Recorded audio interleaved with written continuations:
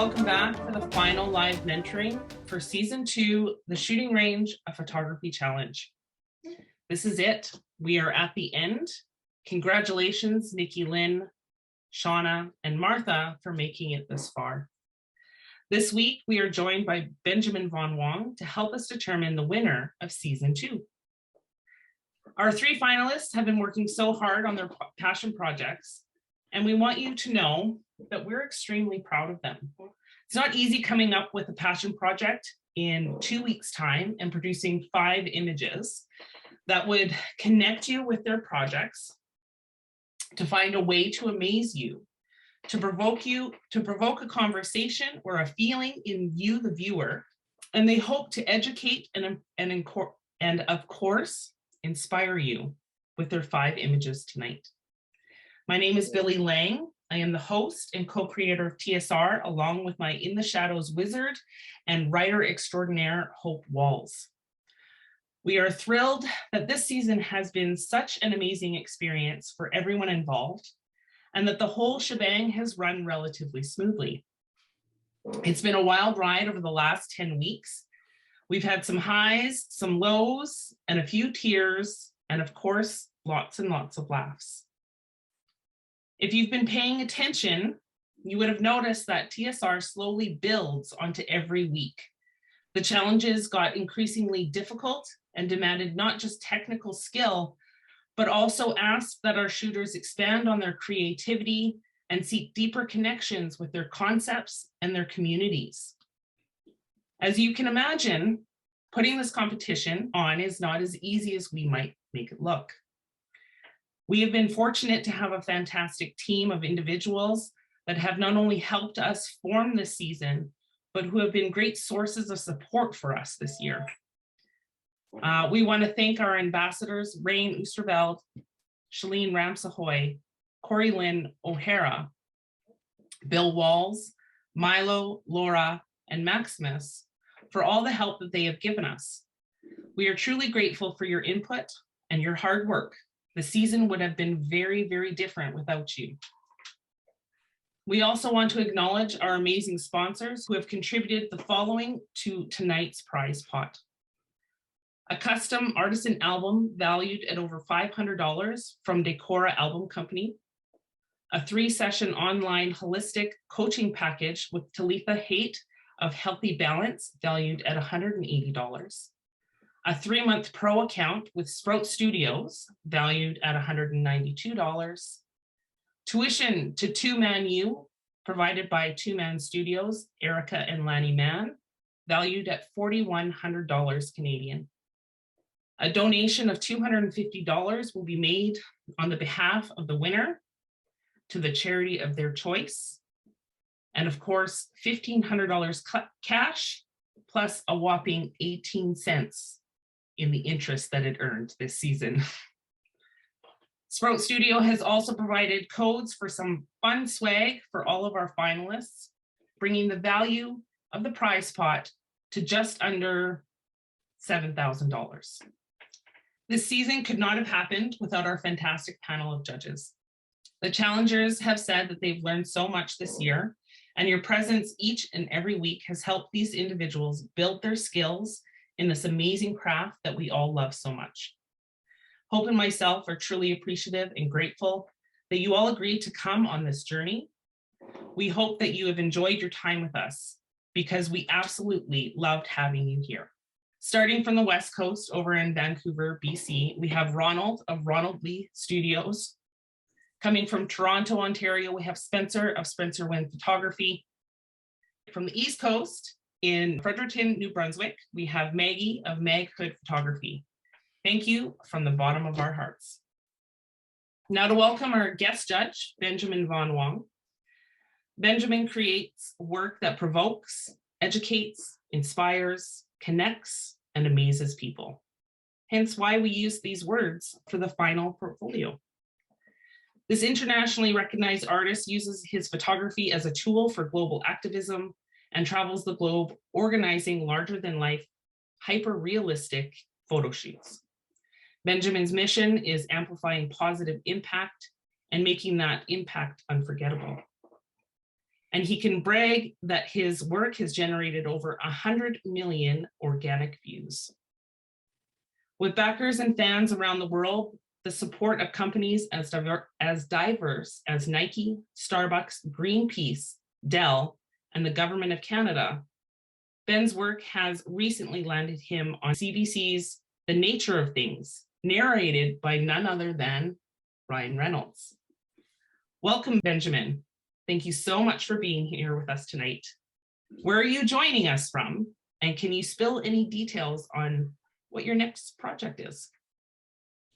Well, thanks for the introduction, and so happy to be here. I'm currently in Cancun, Mexico. If you guys have any friends who want to hang out, let me know.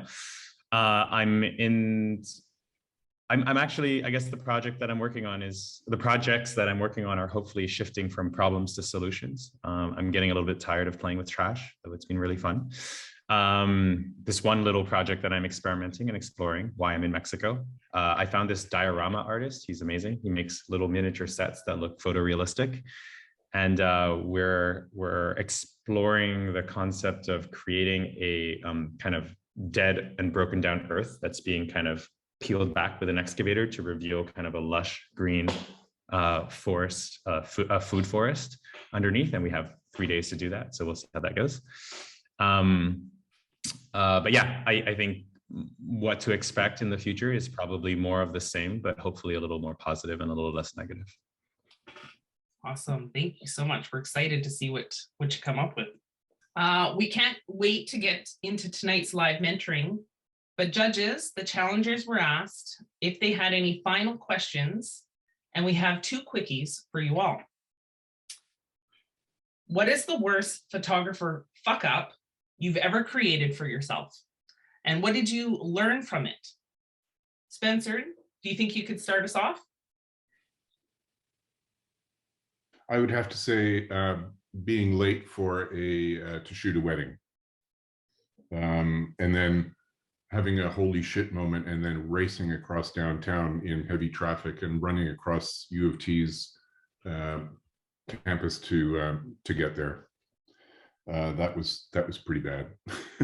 Luckily, they were very good about it, but yeah, that was pretty bad. Ronald, what about you?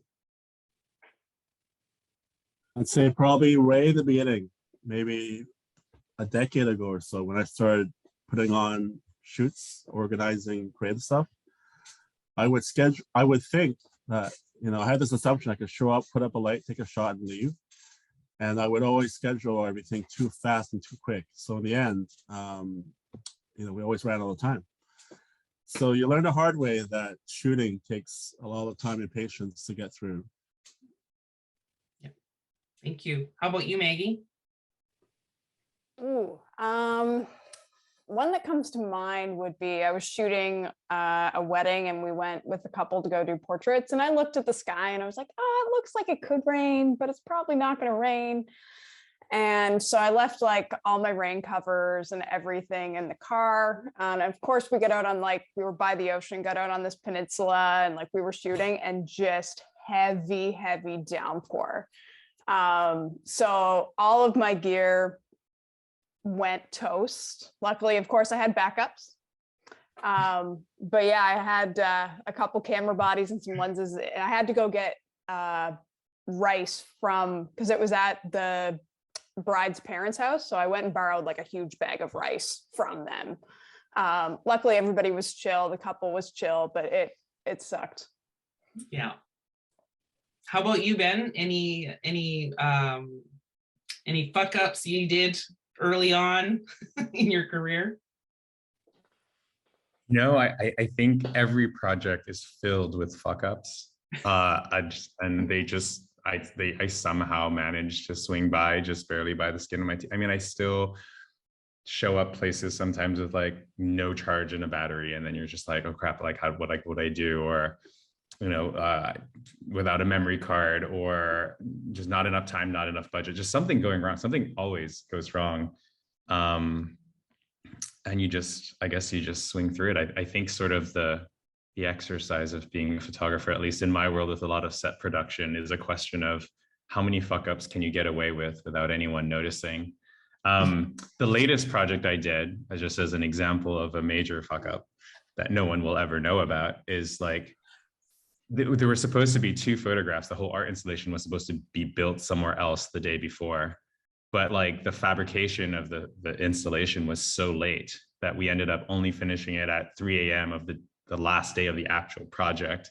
And 7 a.m. we had to be on the grounds of the United Nations, and we only had 1 day, and the event was starting the next day.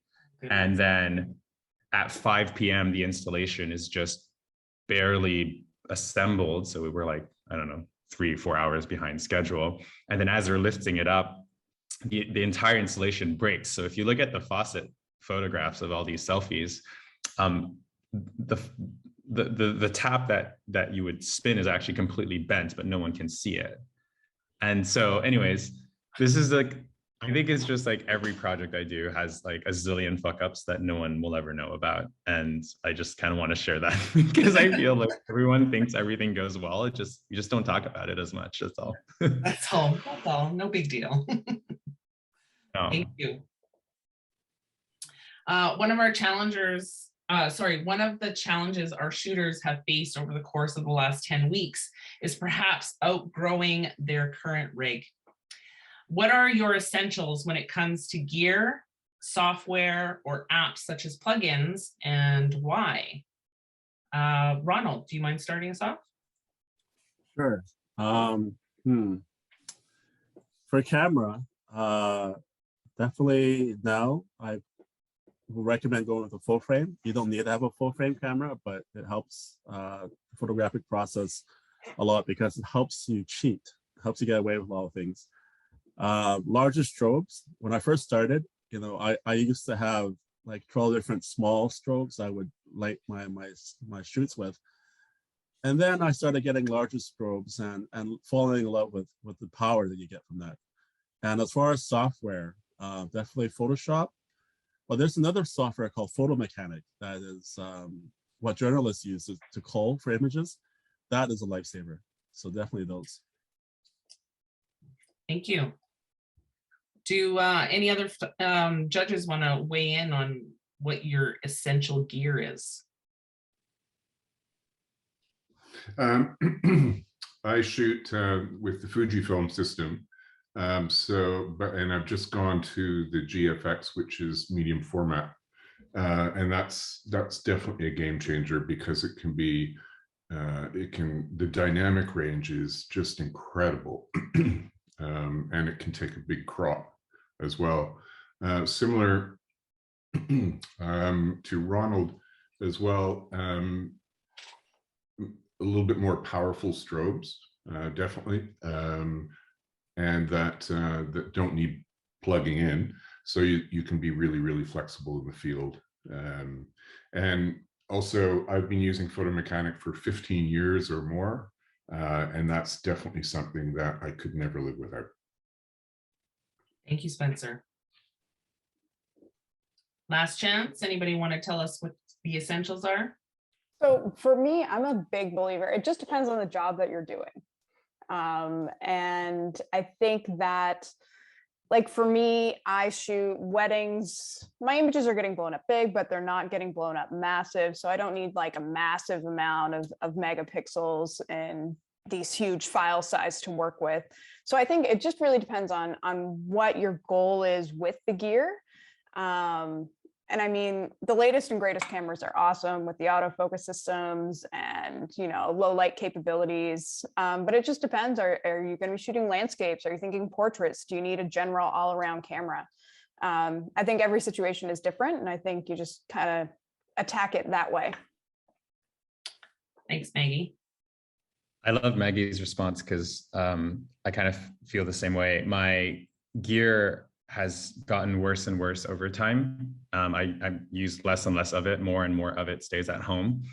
And that happened because I realized, I think maybe 5 years ago, that the more expensive the equipment you were, the less relatable you became. And so for me, hope part of my creativity is to hopefully inspire others that they can do it too. So for most of my projects, there's stuff that just require time and effort and don't actually require like copious amounts of money.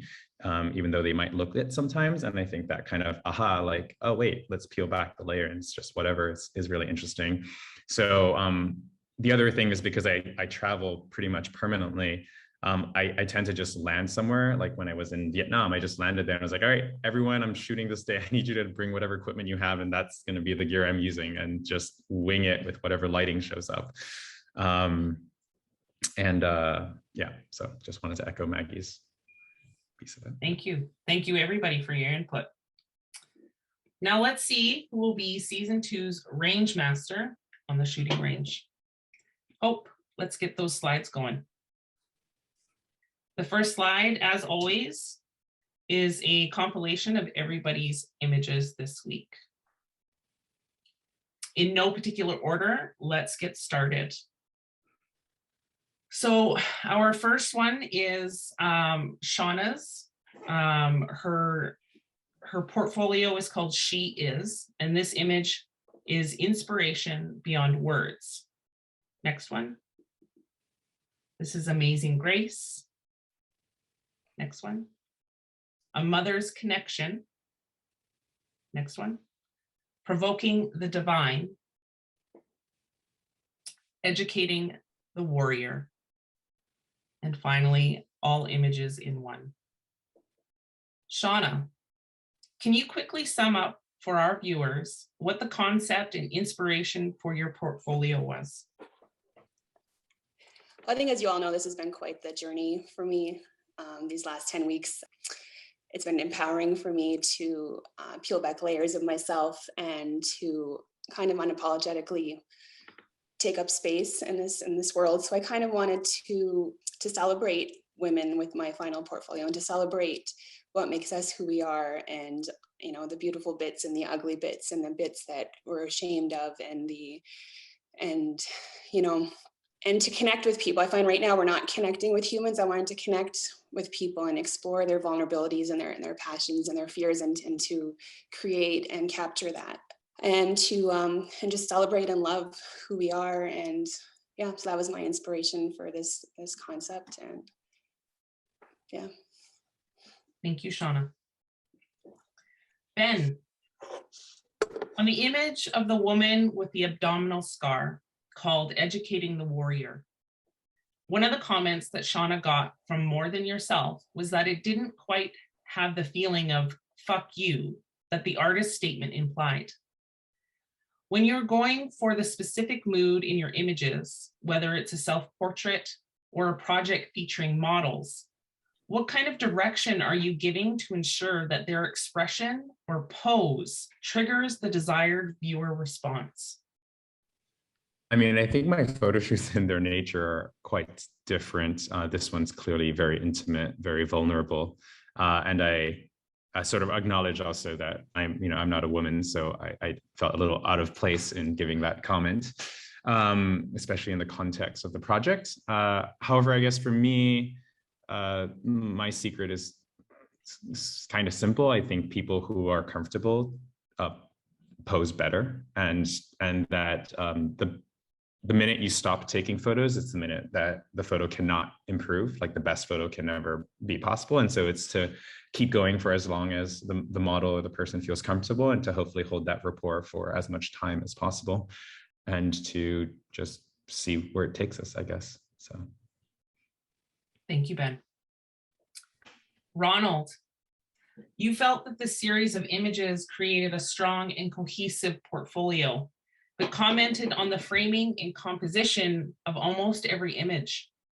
Could you select an image or two that further explain what you mean by that? Sure. So I thought this was a very powerful set, actually. Technically, a lot of them were well shot, well lit. If the composition and the framing was a little bit better, and what I mean by better is which image would you like to talk about? well, let's talk about, say, any of them, but let's say the one in the top right corner.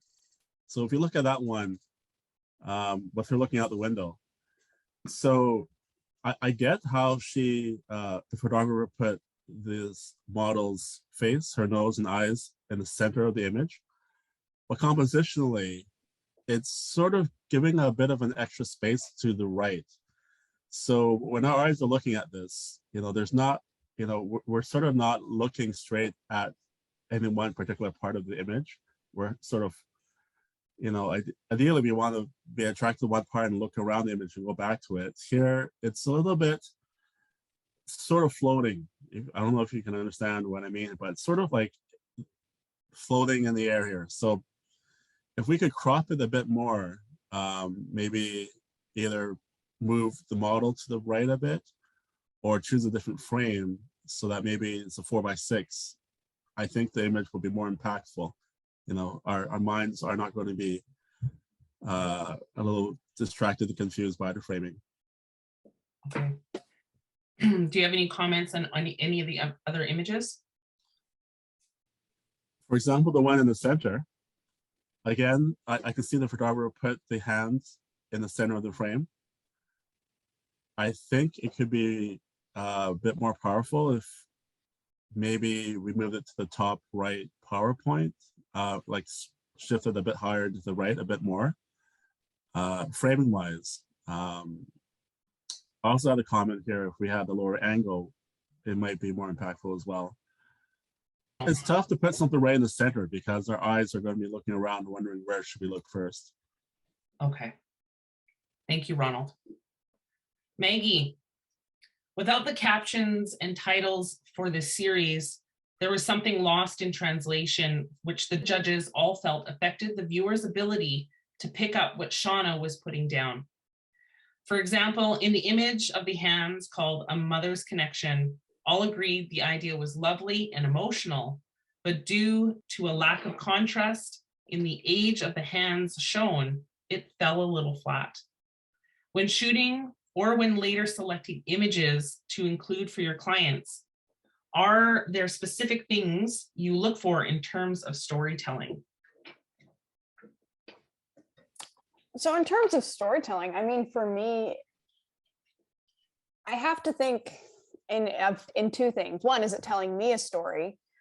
And two, is it going to tell a story for the people that I'm giving the images to? Like, are they going to be able to relate to it? Because there's some things sometimes I'll shoot and maybe it won't feel very impactful to me, but I know that it'll still be meaningful. It might not be up there and set the bar in terms of images that I think are fantastic, but I'll still deliver it because I know it'll have that meaningful. So like this center image would have been something I definitely would have delivered to a client because it has that meaning, it has that pull. Could it have been a little more dramatic? Probably, because you maybe could have tweaked the lighting a little bit and made it a little more contrasty. But in general, it still has that storytelling aspect. So. Thank you, Maggie. Spencer, do you have anything that you would like to add or any images that you would like to talk about in this set? I love the Uh-oh. very powerful images. If they were in color, there would be a lot of distraction. I just felt that, I love the series. There were just a few cases where I would want to comment on the lighting a little bit. For instance, the one in the upper left, which is a beautiful image of these two people. There we go. But I just find there's the lamp and then there's a shelf with some objects on it and two picture frames that are kind of distracting. So I'd almost want to shoot this, just turn the lights out, turn the lights off. And I don't know if there's maybe a door at the foot of the room or foot of the bed, maybe that could be left open and get the hallway light coming in. So it's really just putting a little pool of light on them and letting the other elements kind of fall away a little bit. The woman who is kneeling, that's a lovely image there. Obviously our eyes go to her stomach, this nice big highlight there, but I also want to see her face a little bit. Right now, there's just a little bit of light on the tip of her nose. If she could just raise her head just a little bit, she could still be looking down. It would just give us a little bit more of a connection to her. Thank you. Shauna, Do you have any other questions or comments for the panel or guest judges tonight, or anything that you'd like to speak about your passion project? I don't think I have any questions. I just wanted to thank you guys all so much throughout this whole thing. Your input has been invaluable. And actually for the cancer pick, that is a self-portrait. That's actually me. And I think that's probably why it was a bit vulnerable, because it was a bit vulnerable for me to do that. I was diagnosed with cervical cancer 2 years ago. So this is kind of part of the healing for that too. So that's why that one is probably a little bit the way it is, but I really appreciate all of your comments, and I'm super grateful. So thank you. Thank you, Shauna. All right, Hope, let's move on to the next portfolio. This is Martha's portfolio, and it's called A Full Throttle, Full Color Week in the Life of Me. This one here is called I Am Provoked to Be in More Pictures. This one is, how can you look at a newborn baby and not be amazed? Some professionals are willing to offer education if you just ask.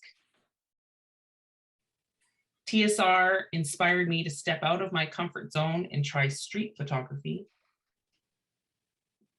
And maintaining connection to the one I love the most is everything. And then we'll move on to our collage. Martha, you had some exceptional challenges with the final brief. And this version of a day in the life wasn't your original concept. Could you talk a bit about what your original idea was and why you were not comfortable producing it? Sure. So my original concept was a throwback to the kind of work that I do. I shoot a lot of agriculture, and specifically, I do day in the life. So I visit the farm for the day and document everything that's going on. And farm people get it.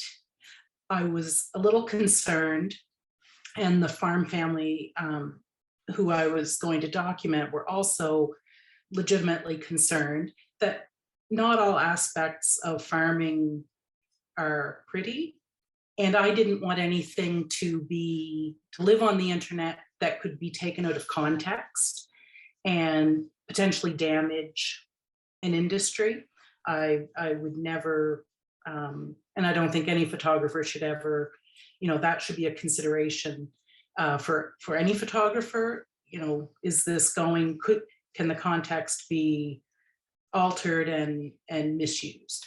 So I just did a 360. I did some images there. I included one of them in my portfolio, which to me, it's interesting as hell, but it's not everyone's cup of tea. And I just wanted to be sure that I didn't cross any lines. Thank you, Martha. Ben, as a person who photographs contentious issues, at times you must have faced pushback or had fear about how to approach some of your more thought-provoking images. What kind of things do you worry about, and how do you overcome those fears and or manage any negative press that you may have? I think when it comes to negative press, there's almost an expectation that it'll happen. You just need to go to the comment section of Petapixel. It's beautiful. So yeah, I kind of ignore negativity for the sake of negativity. I think it comes with tackling any sort of light controversy on the internet today. But as far as like contentious issues, I think I remember doing a political piece where I had someone who just looked remarkably like Donald Trump, and I just had to put him inside of the piece when it was like a cool climate awareness piece. And I just remembered, so I just took the time to like ask a bunch of Trump supporters to I actually searched for Trump supporters. I wrote the article, I sent them the draft, and I was like, can you please comment on this? I don't want to be patronizing. I don't want to be polarizing. I just want to put my opinion out there, but I also want to make sure that it's done in a respectful way and an interesting way. And so I guess in some ways I seek constructive criticism with everything that I do. And so that by the time I put something out there, even though I know it's going to be controversial, I can stand by my decision. So yeah, that's how I tend to think about it. Thank you. Do you have any comments on the portfolio? Anything that you would like to touch on and let Martha know? I mean, I think I love that the final piece kind of portrays the entire story of a week in the life of. I think what I would have loved to see a little bit more of was one consistent thread across that was visually that was visually consistent in some way, whether it was stylistic, whether it was colors, whether it was theme. I thought, like, if there was no caption and there was no like explainer that put it into context of what this was, I think it would have been hard for someone looking on the outside to instinctively know that. But I mean, at the end of the day, this is you telling your story, and I think that's beautiful. And the fact that you can push through challenges to pull it together, it's, that's great. Thank you, Ben. Spencer, one of the comments all of the judges made about the images and this portfolio in general was that it left them wanting more, both in context and cohesiveness. When planning a series of lifestyle images as opposed to shooting from a lifestyle approach, what tips or tricks would you offer Martha to ensure that the images maintain a consistent storyline? Nick, on what Benjamin said as well, that I found that I'm looking for some, because they're so different from each other, I am looking for something that either stylistically or from a lighting standpoint or a theme can carry it through to help link these different pictures together. It can be just, how you process it. Maybe there's a certain look you're going for. To try and sort of, if you just saw them randomly, you think, oh, okay, those, I'm not sure what the story is, but they belong together. I was kind of looking for a little bit more energy, a little bit, because I kept getting thinking of the phrase "full throttle," and which is filled with energy. So I'd love to see a little bit of that put in the pictures. I do like the fact that she's, that Martha had a really interesting journey through that, through those 2 weeks, and the street shooting. I really appreciate the fact that she's gone out of her comfort zone to shoot on the street. I mean, street photography I love doing. It's a great way of looking at little slices of what's happened on the street. However, she's gone beyond that. I wouldn't call this a street photography shot. It's a street portrait, which actually requires a hell of a lot more guts to stop a total stranger and ask them to pose for you. So I thought that was terrific. Martha, how many strangers did you stop that day? Because we did talk that afternoon, you and I. Yeah, when I was sitting on Barrington Street crying and you were talking to me. I think in total, because I went back through my images, I think I have five street portraits, people that I stopped and talked to, and that is so uncomfortable for me. But by the time I got to this guy, I was kind of digging it. So yeah, that was a big step for me. Thank you for sticking with it, Martha. Thank you. you. Ronald, this challenge inspired Martha's first attempt at doing street photography. All of the judges agreed that Martha's image was a nicely done portrait of someone she met on the street, but also agreed that it lacked the feel of street photography. Could you describe in more detail how a portrait of someone on the street differs from street photography in general? I think for this image, this fine young gentleman who's offered to pose for the photographer is posing. He's posing as if this is a set up, deliberate photo of him. Typical for street photography, they're candid, quick portraits, could be raw. The setting could be a bit more raw as well, maybe on the street, and you're not, putting someone off to the side, although you could. And also the lighting and color treatment here. As a portrait, this is an interesting outside portrait. The photographer put the model, so this and the light. In a street portrait, it may not be lit like a portrait, like a headshot. It could be all types of editorial types lighting. So the feel I get from this is more of a setup portrait, even though this is done on the street with a stranger, rather than a street photographer that would walk around the gritty areas of a neighborhood or a downtown core and take photos of whatever life he sees. Thank you, Ronald. Maggie, do you have anything that you'd like to add, or any images that you'd like to talk about in this set? I really like this set. I love, Martha, that you kind of, you've shown how and shared your story over the course of the shooting range of this competition. And I love how you shared a little bit of your everyday life with us. And I really appreciate that. I think for me, what would have made this set more powerful and maybe a little bit more cohesive is if you were somehow in all of the images, right? So for example, if it's your arms holding the baby, or if the baby's in your arms, or if somehow you're peeking in, looking at what was going on with like that farm scene, right? I loved seeing you in the images, and I think it added a more powerful storytelling aspect to it. And I think it would have tied all of them together a little more. But overall, I mean, your lighting is great, your editing is great, just amazing work over the course of this whole thing. Thank you, Maggie. Martha, do you have any questions or comments for the panel or guest judges, or anything that you'd like to talk about for your passion project today?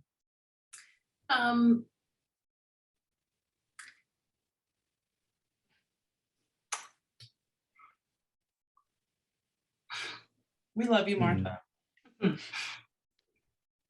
This was start hard us now, because we're gonna cry all night. So oh my God. I said, I'm not gonna cry.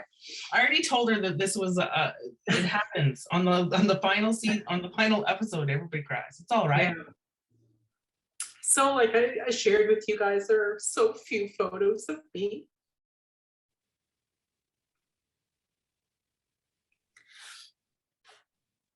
So this was really important to me.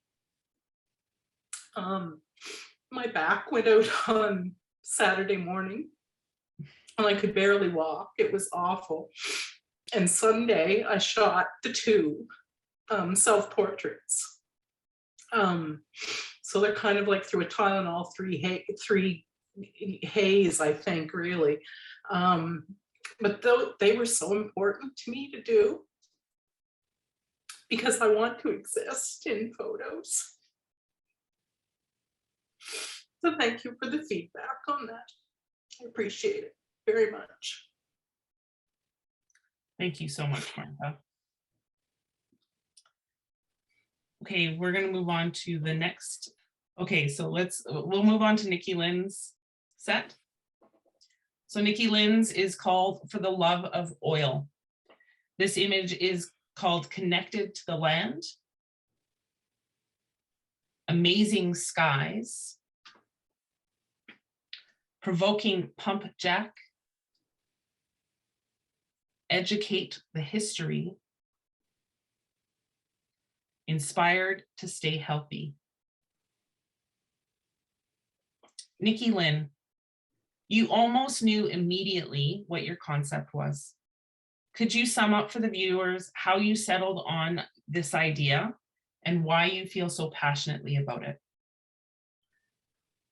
yeah, my very first thought was I have to use the assets that I have, and I am an outdoor photographer. My passion really is going outside, and we go hunting a lot, and we go into the mountains, and so like if I had the time to do the actual passion project that I wanted to do, it would really take probably the course of a year to make sure I get that image in the summertime, the image in the wintertime, all the things that we do. And but I had 2 weeks, and I just thought the assets that we have here, and one subject that I don't touch on a lot is the oil and gas, because this is our town. This is like that image of the skidoo in front of the island there, like that's almost right in front of my house. Like this stuff is right there, and it's just, this is our life. Like we really wouldn't, this town and me, my life we wouldn't be here without it at all. So I didn't really know how to portray it though. Like, I mean, because it is oil and gas, and people are like, oh, that it's such a dirty, bad thing, and it's horrible for our planet and stuff. But at the same time, we live with this, and it's actually a proud history because we wouldn't be here without it. So I just, that's why I knew right away that I kind of wanted to touch a little bit on that subject. Thank you, Nikki Lynn. Ben, in case you didn't know, she lives in Norman Wells, Northwest Territories. It's very remote, so it's not, she can't go a lot of places. Yeah. There's like 700 people in this town, and it's very Right. isolated. Like, that's it, we're stuck here. Yeah, it's a fly in, fly out type of thing, or ice roads, right? Nikki Yeah. Lynn? Yeah. Ice roads in the winter, fly in any other time of the year. Yeah. Yeah. I used to be a hard rock mining engineer, so I've lived in like Labrador City, which I think is kind of similar, and it definitely felt, I mean, this felt even more remote, like way more remote than where I had worked. So it was really interesting. So Ben, you felt that the series presented a very cohesive theme, but you also wished for more layering of oil country and the human element, as well as more complexity. Why is this important? And could you select an image and give an example of what that juxtaposition and complexity might look like? Yeah, for sure. I mean, so I love the theme, and I love like looking through it. Actually, I'm happy I looked through it twice, because it was really on the second time I was diving deeper into the image. I was like, oh, I started noticing the oil rigs, like the hidden oil themes like around. But I think like we live in such a, and so this is how I interpret work, is that we live in such a fast-paced society where people don't take the time to look at things. And so it had me kind of wishing that, there was more prominence in the presence of these towering oil rigs that, as you said, have had such an impact on you and the community. And I think either that could have been by using a tighter lens, or getting significantly closer to the oil rigs. Or ensuring that there would be maybe no distractions. So maybe an example of that was like the graveyard and the oil rig shot. What really felt in the way, like very obviously in the way, is the big brown thing in the front. And maybe that's just because I don't know. Maybe that's part of this oil story, or it's not. But it just felt distracting. Where, going in a little closer, composing it differently could have reduced a lot of distractions and made the focus really be on the juxtaposition of, death and, I guess life or oil or something along those lines. And I think that story could have been a little bit clearer. And then I think from like, when I was saying complexity, and once again, you only had 2 weeks to do this, so there's only so much complexity that can happen. But it just feels like there could have been a little bit more potential staging. I mean, like, congrats on getting an aurora. I mean, I'm sure they happen a little more often, but then again, like that aurora could have used with a little more staging if it were closer to the oil, so that it didn't require like a text block to explain the connection and juxtaposition between all of them. Or similarly, the shot in the museum could have also had some layering of like a foreground elements to help compose the shot, so that it had more things that were visually drawn towards a single spot. But that's it. But I love the theme, and I think it's a remote place. It's really hard to shoot outdoors and to get these stuff, especially when it's so cold. So kudos on it. Thank you, Ben. Maggie, Nikki Lynn's portfolio was very consistent, perhaps too consistent, which is why the interior shot felt out of place for you. All of the judges suggested everything from using a longer lens with better compression to getting closer to the subject to changing the angle of the image that it was shot at. Do you think that mixing it up would have made this portfolio less cohesive? Why or why not? I mean, there's a trade-off there too. When you look at the portfolio, 4 images are tiny person, big landscape, except for 1, right? So it's, do you want to stick with that theme and adjust that other image to make it cohesive? Or do you want to adjust the other images and possibly lose that theme? So it's kind of a toss-up, because I think, you know, it is nice to look and see the cohesive of tiny person, vast landscape. But for me, I think I might have played a little bit more with maybe not doing the consistent small person, big frame, and maybe using like a longer lens or something to really kind of bring us in and show us, you know, where to look in terms of those oil elements. So for me, for example, the graveyard scene, I would have liked to seen that the first thing that I looked at, you know what I mean? I would want to be drawn to that. Overall, I loved this set, and kind of the story and the theme throughout, I thought was really, really great and really, really well done. I just might have liked to have seen a little more, I don't know, I'm a sucker for getting in close, seeing the people and seeing maybe the stories in the people themselves rather than like small person in a big frame. But overall, I really liked the set, and I thought it was a really great concept and idea and well executed. Thank you, Maggie. Spencer, this season, the single piece of advice you have handed out more than anything else is to always play with crops. One of the primary critiques the judges had of Nikki Lynn's portfolio was that the images were all very similar in terms of being wide and distant shots. Although one of the aspects Nikki Lynn wanted to convey with her portfolio was the vastness of the area that she lives in, it was perhaps unnecessary in every image. Could you pick 1 or 2 of the images and describe how and why you would crop it? I really like the image with the skidoo. It has an enormous amount of depth to it. So you could come in a lot closer to the person on the skidoo and still have that great feeling of depth. So you're not going as wide, but you're still as deep. I don't know if that was just somebody who you knew going by that you just happened to get, or have that person or position yourself so you're just a couple of feet away from that person, so you've got a face that we can relate to, and come in a lot tighter, and hopefully pull some of that oil and gas, those oil and gas elements a little bit closer as well, because that's an important part of the storytelling, and just come in a lot closer. The other one that I felt could have benefited from that was the cemetery, where there's a lot of elements going on there. So maybe, I think I see, yeah, if there looks to be like a little red cross right in front, if that's you, right in front of you, get down on your knees and fill and get that red cross sort of filling part of the frame, so we understand that this is a cemetery without having to see all the different markers, and also get that pump jack a lot closer too. So really compress the images and get in a lot tighter.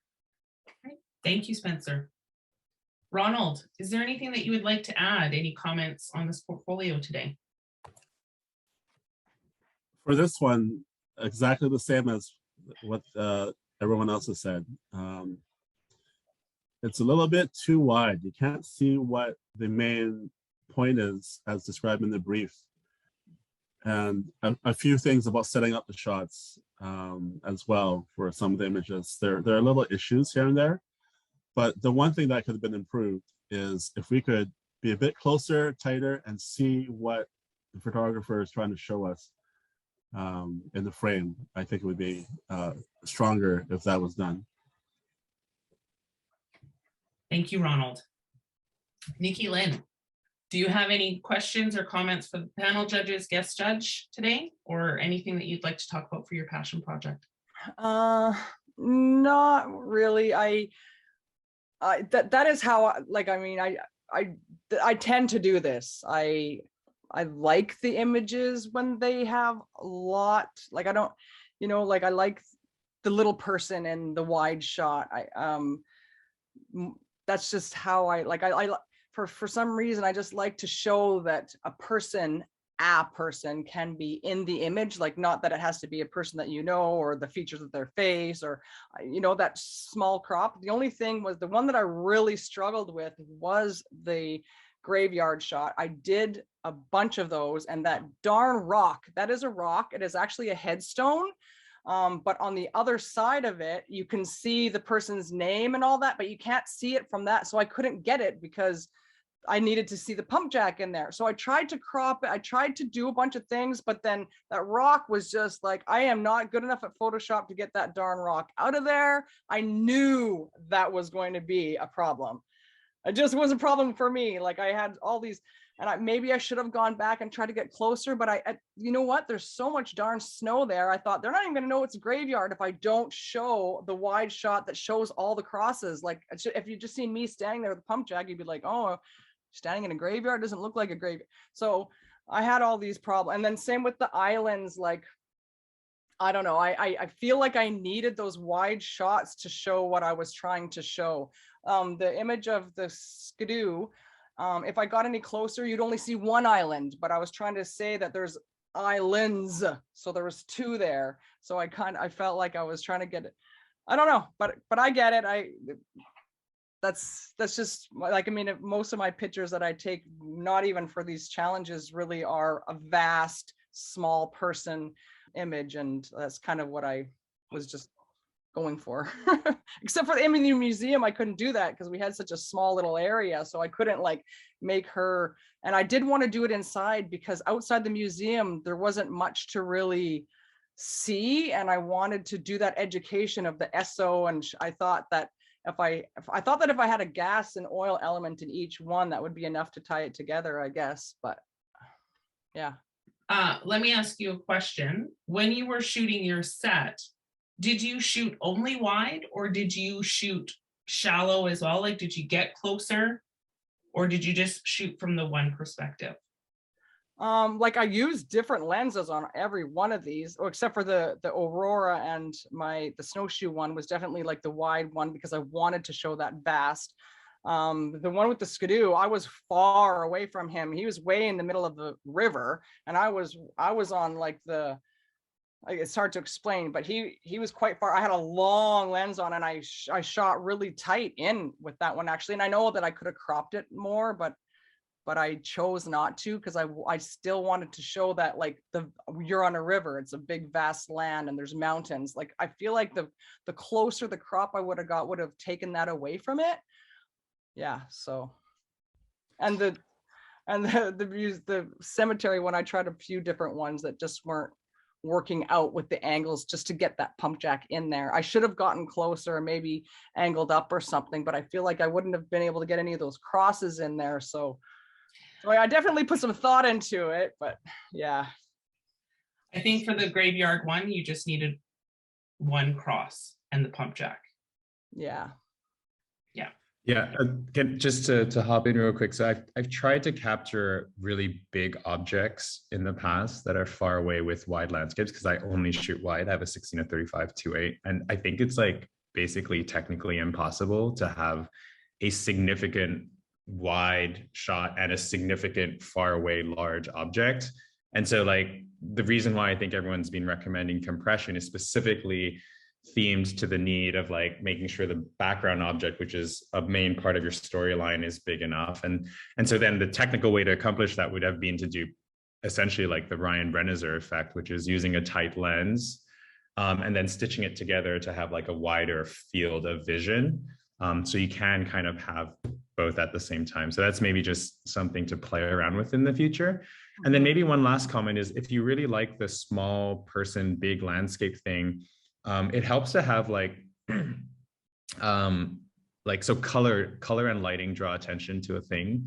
And so if they're like wearing, this is why like Instagrammers are always like wearing bright colored jackets or shirts or hats, because it just helps draw the eye to the viewer. So if you have a blue landscape and the person's wearing like bright red or bright yellow, then the focus will like immediately dive into that single individual, and then trying to find a way to either have foreground objects to kind of lead the eye into directly to the subject. Those are like other things to help sort of focus the eye. So maybe just a couple other things if you're really set on this this idea of wide landscapes and small people. Yeah, absolutely. If I had a red jacket, boy, I would have been wearing that in every picture. I tried it with my little green jacket there. That was like the best, like the brightest coat that I have. So I get that with the colors, but I don't have a red jacket. I'm going to definitely invest in one. Awesome. All right, so that is the end of our portfolios.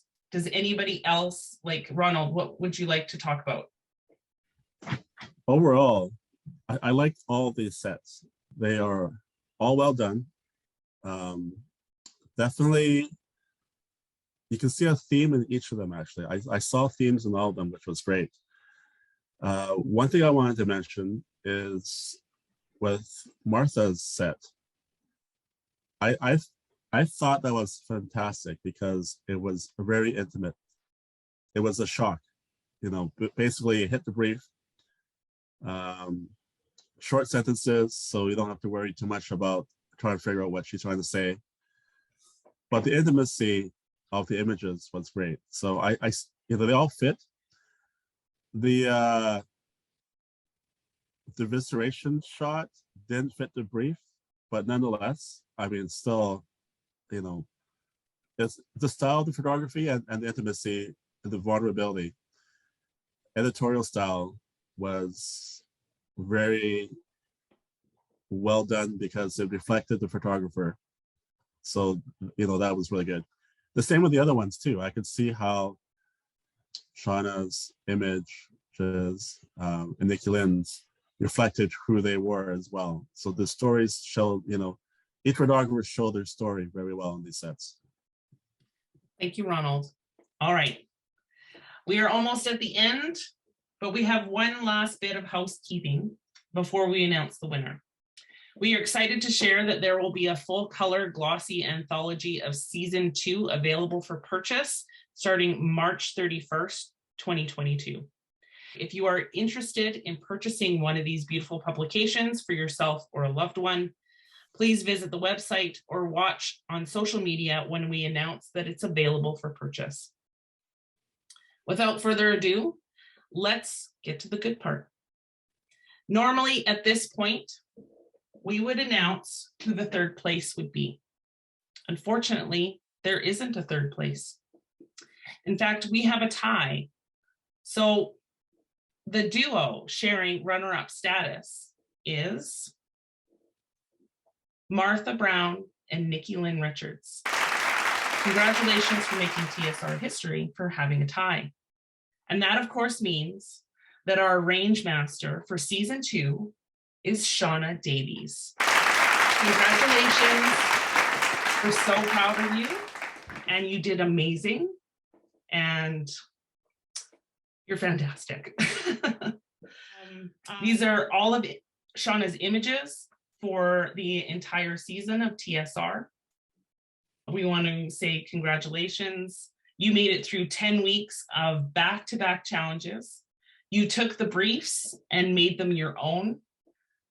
We laughed, we cursed the competition at times, and we have all shed some tears.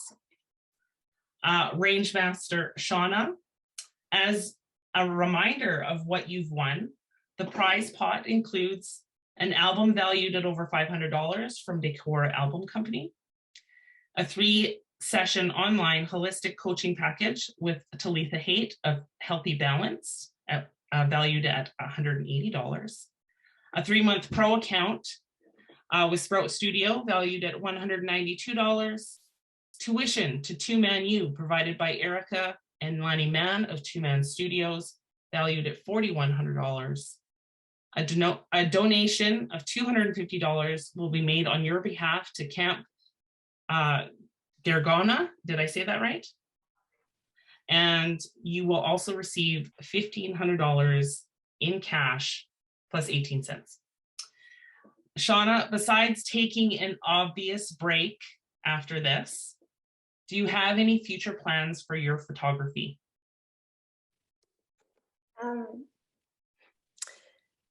You know, I joined this not thinking I was good enough. I didn't even, I wasn't even going to put a portfolio in. And so to be here is I don't even know what to say. So this has really sparked a fire in me that was missing. And I'm just really excited to continue. And I don't even know what to say.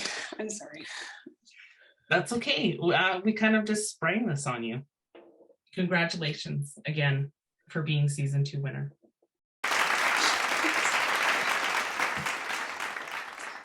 So Ben, Nikki Lynn had a specific question for you. How did your photography turn into activism? And what is your process for starting a major project? My photography turned to activism because one day I said I wasn't going to do anything other than it. That was literally what I did. I just said, no more commercial work. It's not what I'm interested in. It took me, I thought it would be easy. I had a pretty competent commercial portfolio, and I thought I could just go up to nonprofits and say, hey, I want to work with you for free. But no one wanted to work with me. And I think it's because nonprofits are risk averse, and they also just don't want to waste time. They're time scarce, so they don't want to waste time with someone who doesn't actually know how they can help specifically. And so I had to really I spent about 1.5 years doing personal projects, funding them myself, until I finally figured out that there was a way to take fantasy and contribute to environmental issues. So that's how I got into it. It was just slow and painful and very hard on my ego, but it's not bad. I've grown from it. When it comes to planning large projects, I think for me, I basically spend all my time trying to find the one person that I can do something with. And so it isn't so much a conscious exploration of, I have an idea, now I need to find the next piece. I try that sometimes, and often it ends up being frustrating because you just end up, you're kind of working uphill. So the strategy that seems to work the best is just try to talk to as many people as possible and try to talk to them about what you're trying to do or what you care about. And along the way, you start meeting people who have those skills and those interests. And then you're always like basically one magical human from a great project happening. And that magical human is someone who will give you access to something that will make it easier to find the other collaborators. So if it's someone that will give you access to an oil field that you would normally not get access to, then suddenly you can now use that and say, oh, now I have special permission to go to this place. I'm looking for a model. Now that model becomes a lot easier to find. And so you start almost to get the hardest bit first, and the rest can cascade from there when it comes to these larger productions.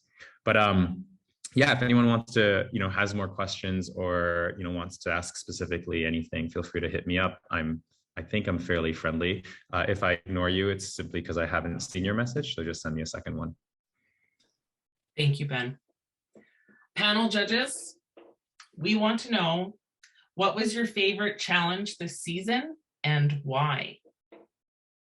I'll give you a moment to think about that. I think my favorite was the week we had the contestants do self-portraits. Exposure yourself. Exposure yourself, yeah. Oh, because 2 reasons. One, the approach they took to it, but also in the debrief, the reactions. So how they were talking about what they did was very interesting, yeah. And Shauna won that week too. What about you, Maggie? What was your favorite challenge this season? I liked the one where we had Jessica as the guest judge. The ripple effect. Yeah, I just it was so powerful and so emotional. And honestly, I learned so much. Yeah, I think that was my favorite. Thank I you. mean, Maggie. besides the judges challenge. I Of mean, that course, one was because you won that one. Perfect. Ronald, you and I are going to get together and discuss being the runner-up, and we'll bring Martha and Nikki Lynn with us to talk sour grapes. Sounds good. I'll bring the wine.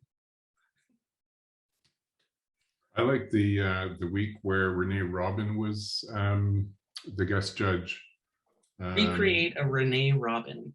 Yeah. It was really interesting to see the creativity and the technical ability as well in having to sort of pull a Renee Robin out of your virtual hat. On the second week, of course. Yes, that's right. So, I mean, it was technically demanding and really interesting to see what the photographers came up with. Thank you, Spencer. Challengers, we have the same question for you. What was your favorite challenge this season and why? Shauna, we're going to start with you, but we'll give you a moment if you need it. I would say probably the self-portrait was my favorite, just because it really pushed me to get over some hurdles and objectively look at myself, and it was fun to do it. Actually, I enjoyed all of them. They were all super creative and super educational, and yeah. Thank you. How about you, Martha? Mine was the marketing week, because I got to hang out with a llama. What was that? Sell Me a Story. That was with That's right. Larko. Yeah, That was great. Yeah, who doesn't want to hang out with a llama? I mean, for real. Yeah. How about you, Nikki Lynn?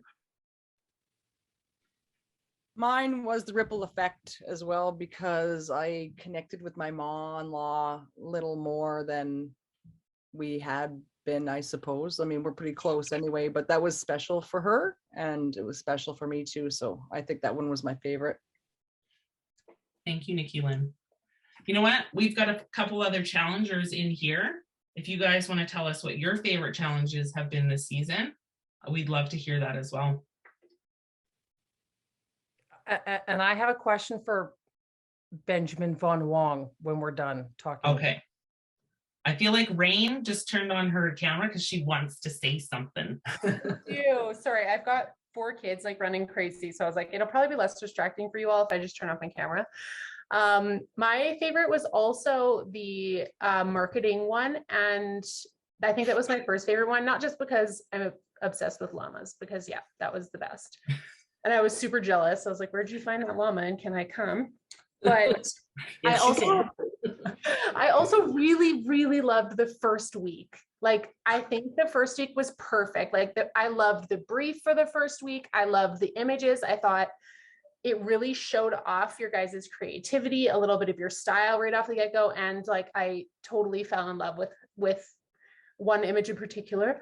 But I did love them all, but I like literally printed one to put into my music room because I was like, this is too cute. Like, so I was so fired up watching you guys all, but those were my 2 favorite ones, I think. And then maybe the final portfolio, but I have to like marinate on it because they were all really good too. Yeah. Thank you, Rain. How about Virginia? I think all of the first 3 weeks were really good. That's because you won the first 3 weeks. That's why. Exactly. I shone too bright too fast.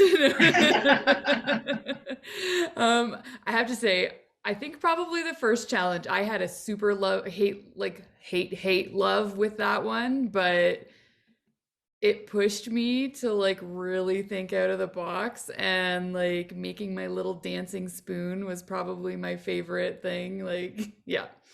All the dental wax. My little spoon propped up with dental wax and fishing line and throwing it 158 times the fabric, and yep. Awesome. But yeah, it was fun. How about you, Jean-Francois? I think it was the Renee Robin reproduction. Yeah. Definitely was in my field. and I just love that one. Yeah, your night was awesome. Thanks. It was awesome. In fact, the only thing she had to complain about is that the thing hanging over the face was chainmail and it was supposed to be fabric. It's hard to go wrong there. Yeah. Bonnie, you were eliminated in week 3, and you continued to do the challenges right up until the end. So tell us, which was your favorite? It was still week 3. Even though you got eliminated on that week. Even though I got eliminated, I loved. I spent every day outside taking pictures for that challenge, and it was cold and snowy, and I absolutely It was loved minimalism week, right? Yeah. Yes, it was minimalism. Yeah, with minimalism. Curtis Jones. And I'm Tell still Spencer what happened with the picture. Spencer. Oh, he might know. I actually had it printed, and I cropped it square. It was Just like the you said. marker. Yeah, it was the marker, the channel marker. Yeah. That everyone thought that maybe I should crop it, so I cropped it, and I got a canvas done of it. And it looks damn good. It does look good. It's on my wall.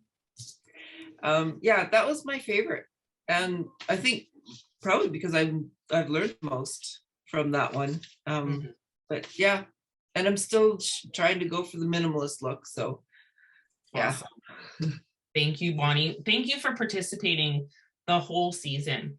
That was amazing of you, and we hope that you got something from it from beginning to end. I absolutely did.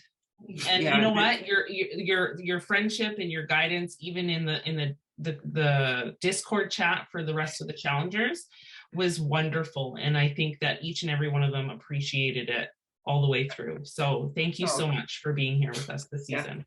You're welcome. It was fun. I really enjoyed it. Johanna, did you have a favorite one? I have a couple of favorites. I definitely enjoyed the first one, the first week. And then the other one would probably be minimalism as well.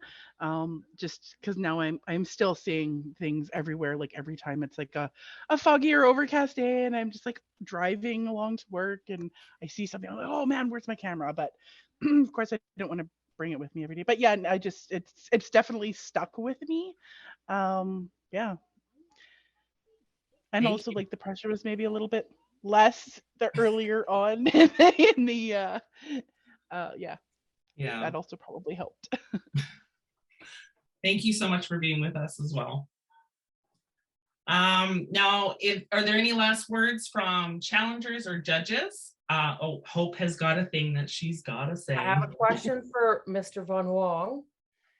So you came into this thing at the end, you had no idea what you were walking into. Our panel judges have been here for the last 10 weeks.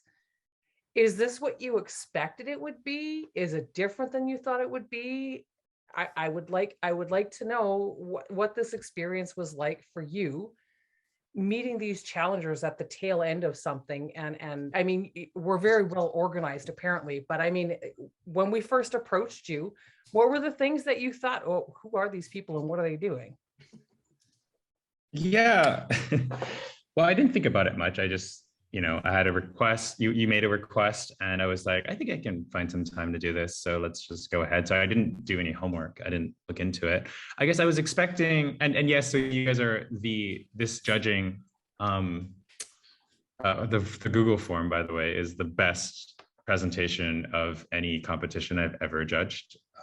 Usually it's some crappy Google sheet or Dropbox folder, and you have to go figure this thing out, and it's just the most unpleasant experience. And this was just, it was so great. But I honestly, I was expecting it to be a lot less personal.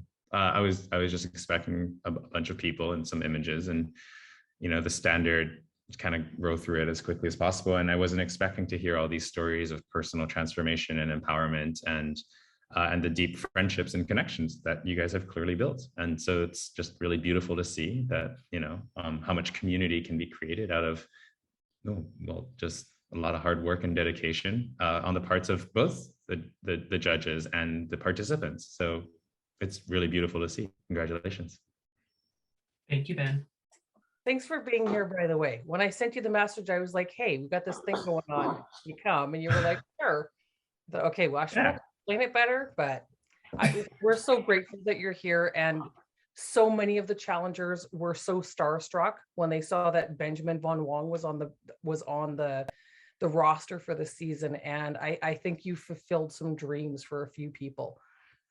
So we also thought like we I were going to said, have to build plastic shit too. So yeah, where's the Von Wong Photoshop recreation week?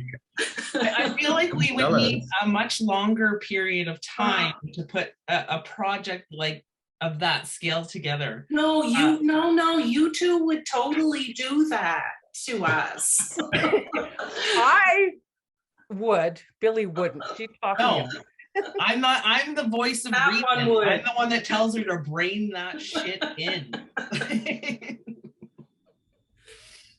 Yeah. Anyways, if you guys ever want to do that, I want to judge it. I'm happy to come back.